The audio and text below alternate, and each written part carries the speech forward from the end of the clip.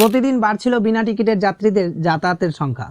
এই অবস্থায় বিনা টিকিটের যাত্রীদের ধরতে রাস্তায় নামলেন পূর্ব রেলের পিসিসিএম। টিকিট পরীক্ষকদের সঙ্গে নিয়েই একটা নির্দিষ্ট সেকশনে চালানো হলো অভিযান।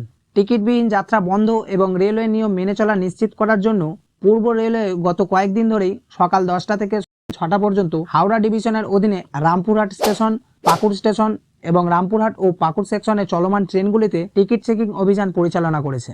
টিকিট চেকিং অভিযানটি সুপরিকল্পিত এবং নিয়মিতভাবে পরিচালিত হয়েছিল, যার মধ্যে 4 জন বাণিজ্যিক পরিদর্শক, 17 জন টিকিট পরীক্ষক এবং 11 জন রেলওয়ে সুরক্ষা বাহিনী ছিলেন। পিসিসিএম অথবা পূর্ব রেলওয়ের নেতৃত্বে দলটি স্টেশন প্রাঙ্গণ এবং চলমান ট্রেনগুলির মধ্যে টিকিট চেকিং করে।